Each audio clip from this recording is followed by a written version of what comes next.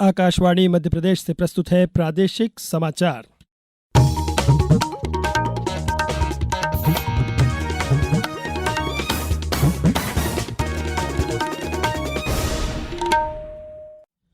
नमस्कार, समाचारों के साथ मैं नवनीत चौबे। सबसे पहले इस बुलेटिन के मुख्य समाचार।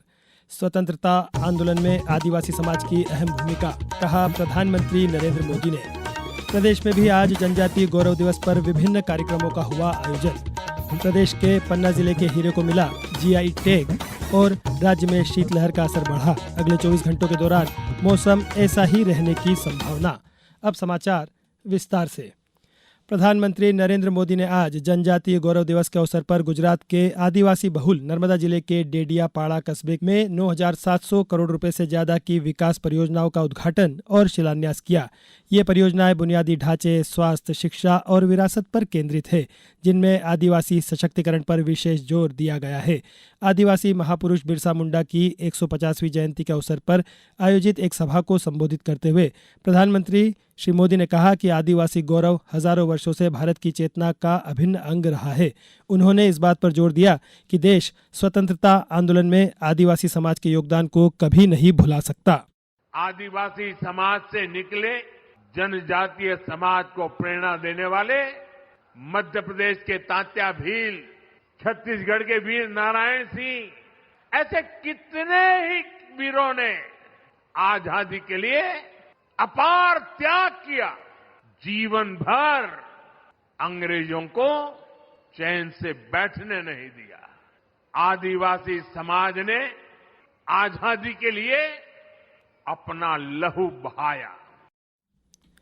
प्रधानमंत्री ने यह भी कहा कि आज श्री गोविंद गुरु पीठ जनजातीय भाषा संवर्धन केंद्र की भी स्थापना की गई है, जहां सभी जनजातियों की बोलियों पर अध्ययन किया जाएगा। प्रधानमंत्री ने कहा कि उनसे जुड़ी कहानियों और गीतों को भी इस केंद्र में संरक्षित किया जाएगा।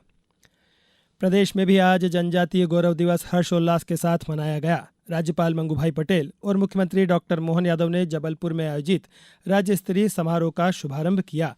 इस समारोह को प्रधानमंत्री नरेंद्र मोदी ने गुजरात से वर्चुअली संबोधित किया। जबलपुर में जिलों से निकलने वाली जनजातीय गौरव रथ यात्राओं का समागम हुआ। इस अवसर पर राज्यपाल और मुख्यमंत्री ने जनजातीय कार्य विभाग के शालिनी ऐप का शुभारंभ किया। मुख्यमंत्री ने कहा कि प्रदेश के वीर जननायकों और महापुरुषों ने जल, जंगल और जमीन की रक्षा के साथ साथ स्वाधीनता आंदोलन में भी अमूल्य योगदान दिया है। अंग्रेजों के समय पर भी राजा शंकर शाह, रघुनाथ शाह, टंट्या मामा, ऐसे सभी महापुरुषों ने अंग्रेजों के खिलाफ जल, जंगल, जमीन के साथ देश की स्वाधीनता की लड़ाई लड़ी।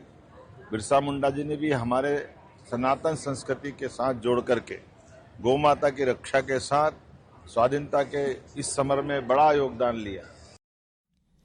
केंद्रीय कृषि एवं ग्रामीण विकास मंत्री शिवराज सिंह चौहान रायसेन जिले के नारायणपुर में जनजातीय गौरव दिवस कार्यक्रम में शामिल हुए। वहीं मुख्यमंत्री डॉक्टर मोहन यादव ने अलीराजपुर जिले में आयोजित राज्य स्तरीय जनजातीय गौरव दिवस समारोह में विभिन्न विकास कार्यों का भूमि पूजन एवं लोकार्पण किया। अशोकनगर, शहडोल, धार, कटनी, गुना, ग्वालियर, सागर, आगरमालवा, छिंदवाड़ा, बैतूल, खंडवा, नीमच, पन्ना सहित अन्य जिलों में भी धरती आबा भगवान बिरसा मुंडा जी की 150वीं जयंती मनाई गई। सेना भर्ती कार्यालय महू द्वारा बताया गया है कि भर्ती वर्ष 2025-26 के लिए अग्निवीर भर्ती रैली का आयोजन देवी अहिल्या विश्वविद्यालय स्पोर्ट्स कॉम्प्लेक्स इंदौर में 23 नवंबर 2025 से 5 दिसंबर 2025 तक किया जाएगा। इस रैली में इंदौर और उज्जैन संभाग के 15 जिलों के वे उम्मीदवार भाग ले सकेंगे जिन्होंने अग्निवीर ऑनलाइन सामान्य परीक्षा उत्तीर्ण की है। अब समाचारों में वक्त है ब्रेक का। ये समाचार आप आकाशवाणी मध्य प्रदेश से सुन रहे हैं। ये समाचार बुलेटिन YouTube पर Madhya Pradesh news All India Radio channel पर और Facebook साथ ही X प्लेटफॉर्म पर AIR न्यूज भोपाल पर सुने जा सकते हैं। इसके अलावा आप हमारी वेबसाइट newsonair.gov.in पर अथवा न्यूज ऑन AIR ऐप पर भी समाचार सुन सकते हैं।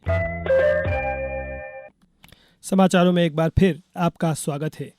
किफ़ायती दवाओं और उपचार के लिए विश्वसनीय प्रत्यारोपण पहल अमृत ने आज 10 वर्ष पूरे कर लिए। नई दिल्ली में अमृत की 10वीं वर्षगांठ समारोह में स्वास्थ्य मंत्री जगत प्रकाश नड्डा ने कहा कि इस कार्यक्रम ने पिछले 10 वर्षों में मरीजों को लगभग 8,500 करोड़ रुपए बचाने में मदद की है। उन्होंने बताया कि विभिन्न राज्यों और केंद्र शासित प्रदेशों में 255 अमृत फार्मेसी हैं जो दवाओं, प्रत्यारोपणों, सर्जिकल डिस्पोजेबल्स और अन्य उपभोग्य सामग्रियों सहित 6,500 से अधिक उत्पादों पर अधिकतम खुदरा मूल्य पर 50% तक की छूट प्रदान करती है। मुख्यमंत्री डॉक्टर मोहन यादव ने कहा है कि पन्ना जिले के हीरे को भारत सरकार द्वारा जीआई टैग मिलना पूरे मध्य प्रदेश के लिए गौरव का विषय है। इससे पन्ना का डायमंड अंतर्राष्ट्रीय स्तर पर चमकेगा और पन्ना के युवाओं तथा कारीगरों को स्थानीय स्तर पर नए अवसर मिलेंगे। उन्होंने कहा कि पन्ना जिले के हीरे सर्टिफाइड और प्रीमियम प्राकृतिक उत्पाद के रूप में विश्व बाजार में उपलब्ध होंगे और पन्ना के इन प्राकृतिक हीरों को ही पन्ना डायमंड के नाम से बेचा जा सकेगा। इससे स्थानीय अर्थव्यवस्था को नई ऊर्जा मिलेगी। भावांतर योजना 2025 के अंतर्गत सोयाबीन विक्रेता किसानों के लिए आज 4,225 रुपये प्रति क्विंटल का मॉडल रेट जारी किया गया है। यह मॉडल रेट उन किसानों के लिए है जिन्होंने अपनी सोयाबीन की उपज मंडी प्रांगणों में विक्रय की है। इस मॉडल रेट के आधार पर ही भावांतर की राशि की गणना की जाएगी। नगरीय प्रशासन एवं विकास विभाग ने प्रदेश के सभी नगरीय निकायों को वर्ष 2026 में किए जाने वाले व्यापक पौधारोपण अभियान की तैयारी और इससे जुड़ी कार्य योजना बनाने के निर्देश दिए हैं। इस संबंध में आयुक्त नगरीय प्रशासन एवं विकास ने निकायों से कार्य योजना आगामी दिसंबर तक पूर्ण करने के लिए भी कहा है। निकायों को लगाए गए पौधों की सुरक्षा में सजगता बरतने को भी कहा गया है। केंद्रीय सामाजिक न्याय और अधिकारिता मंत्रालय द्वारा आज से उत्तर प्रदेश के लखनऊ विश्वविद्यालय में दिव्य कला मेला आयोजित किया जा रहा है।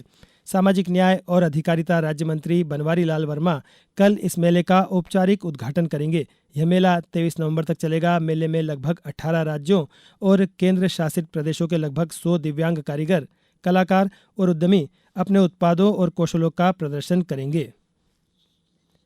अब बात मौसम की। प्रदेश में शीतलहर का असर लगातार बढ़ता जा रहा है। पिछले 24 घंटों में प्रदेश के भोपाल, इंदौर, शहडोल, रीवा और जबलपुर संभाग में सुबह शाम सर्द हवाओं से जनजीवन प्रभावित हुआ।